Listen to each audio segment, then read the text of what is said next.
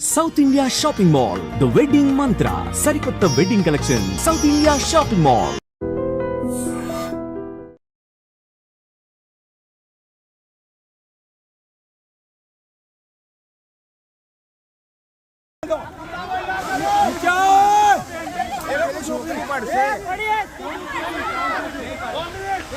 नहीं पड़ा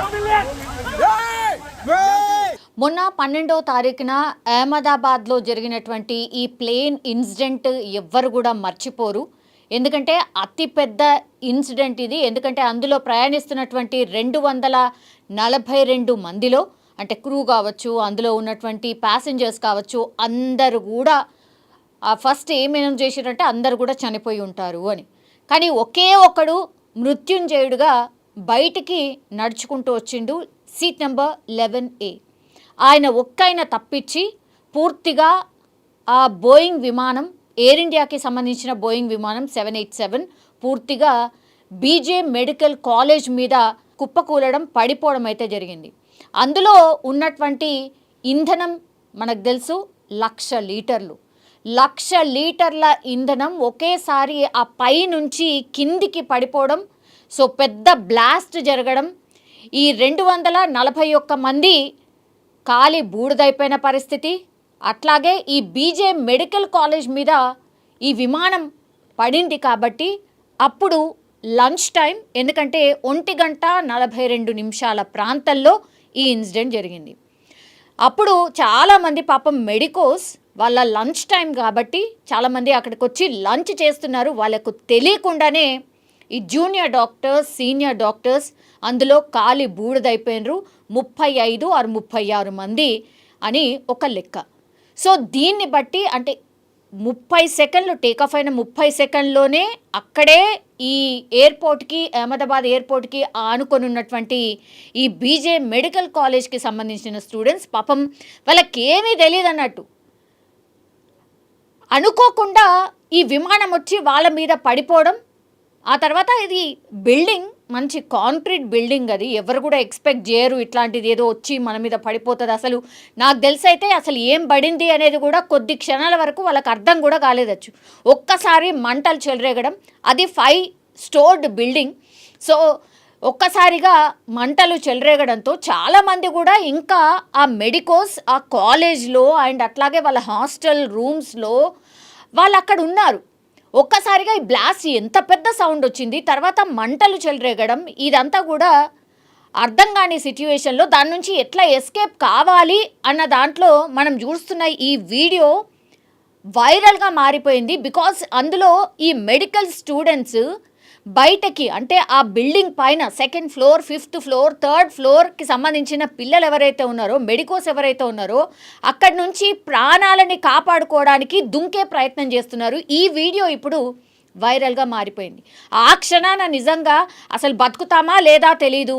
ఆ 5 ఫ్లోర్డ్ ఆర్ 3 ఫ్లోర్డ్ 2 ఫ్లోర్డ్ పైనుంచి దూకితే ఏమైపోతామో తెలీదు, ప్రాణాలు ఉంటాయా తెలీదు, పోతాయా తెలీదు. కానీ అప్పుడున్నటువంటి ప్యానిక్ సిచ్యువేషన్లో ఇది తప్పించి ఇంకా ఏం తోచదు ఎవరికైనా. ఒకవైపు ఏమో పూర్తి స్థాయిలో మంటలు అట్లా స్ప్రెడ్ అవుతూ వాళ్ళు ఉన్నటువంటి రూమ్ దాకా వచ్చేస్తున్నాయి.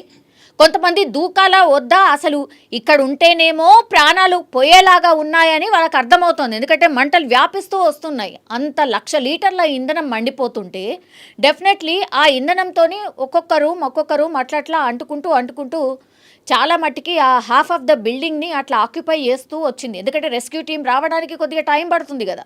సో బ్లాస్ట్ జరిగినప్పుడు ఈ పిల్లలు ఎవరైతే ఉండనో వాళ్ళు కాపాడుకోవడానికి ఏమీ అర్థం కాకుండా వాళ్ళ రూమ్లో ఉన్నటువంటి కర్టెన్సో, బెడ్షీట్సో వాటిని అటాచ్ చేసి కిందికి అట్లీస్ట్ ఒక 2 ఫ్లోర్స్ వరకైనా ఆ బెడ్షీట్ పట్టుకొని కిందికి దిగచ్చు. ఆ తర్వాత దూకొచ్చు. ఇక కాలో చెయ్యో ఇంకేమవుతుందో, ఇరుగుతుందో, పోతామో ఉంటామో తెలియదు.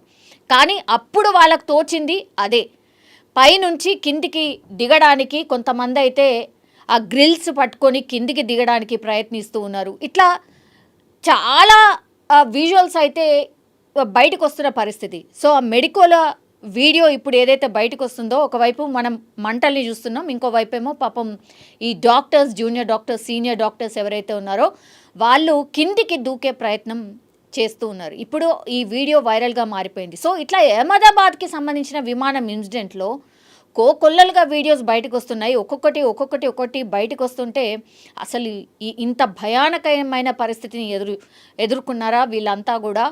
ఈ బీజే మెడికల్ కాలేజ్కి సంబంధించిన స్టోరీస్ అయితే కోకొల్లలు అనుకోవచ్చు. ఎందుకంటే ఇంకా కూడా పాపం వాళ్ళ మృతదేహాలు దొరకట్లేదు.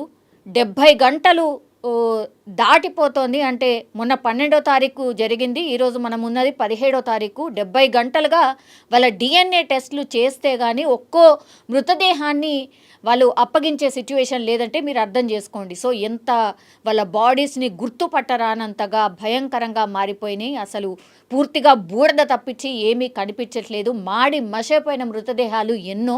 ఇంకా కూడా కొంతమంది మా వాళ్ళు కనిపించట్లేదు, ఇట్లాంటి కంప్లైంట్స్ కూడా వస్తున్నాయట. అట్లాగే ఇప్పుడు ఈ విమానంలో ప్రయాణించిన వాళ్ళ ప్రయాణికులు ఎవరైతే ఉంటారో వాళ్ళు అంటే ఆర్నమెంట్స్ వేసుకొని కొంతమంది వెళ్తూ ఉంటారు.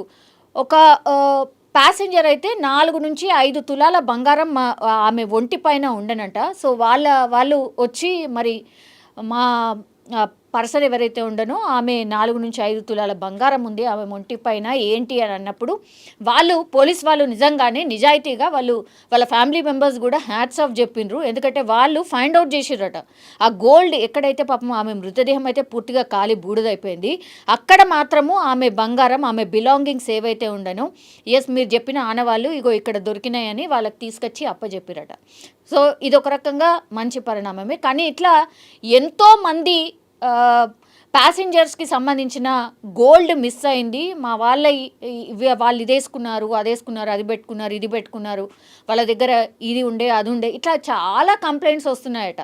అవి ఏం రికవర్ అవుతాయో ఏంటో తెలియదు. కానీ ఫస్ట్ అయితే వాళ్ళని ఎవరైతే కోల్పోయినరో వాళ్ళ మృతదేహాల్ని DNA టెస్ట్ చేస్తే కనీసం ఇంకా అఫ్కోర్స్ వాళ్ళ బాడీకి సంబంధించి ఏది అయితే మిగలలేదు, పూర్తిగా ఖాళీ బూడిదైపోయింది. కాబట్టి కనీసం ఆ దగ్గరలో ఉన్నటువంటి ఆ బూడిద ఏదైతే ఉంటుందో అదైనా ఇవ్వండి. కనీసం మా వాళ్ళని ఏదో టచ్ చేసిన ఫీలింగో లేకపోతే మా వాళ్ళది ఏదో అంత్యక్రియలు ప్రాపర్గా చేసిన ఫీలింగో మాకు కలుగుతుంది అని అక్కడ పాపం చాలామంది వాళ్ళ బంధువులు రోధిస్తున్నటువంటి పరిస్థితి. సో ఇట్లాంటి కోకొల్లలుగా స్టోరీస్ బయటకు వస్తున్నాయి. 36 మంది పాపం ఈ మెడికోలు చనిపోవడం ఒక ఎత్తు అయితే ఇప్పుడు 241 మంది ఎవరైతే చనిపోయినరో వాళ్ళ బంధువుల ఆర్తనాదాలు కూడా అంతా ఇంత కాదు అని కూడా చెప్పొచ్చు. నిజంగా ప్రస్తుతం ఉన్నటువంటి సమాజం దేనికి ప్రయారిటీ ఇస్తుంది? ఆర్థిక సంబంధాల చుట్టూ మాత్రమే తిరుగుతోంది. మళ్ళీ ఎన్నికలంగానే చాలా విరక్తి కలుగుతాం. మంచి అనిపిస్తుంది కదా, లేడీస్ కూడా ఛాలెంజింగ్ జాబ్స్ చేసినప్పుడు చాలా బాగుంటది. ట్రాఫిక్ అసిస్టెంట్స్ గా నియమించిన ట్రాన్స్జెండర్స్ అందరితో సాల్యూట్ చేయించుకుంటున్నారు. ఫుడ్ డెలివరీ ఇవ్వటానికి వెళ్ళినటువంటి డెలివరీ బాయ్ అనిల్ పై కళ్ళ ముందు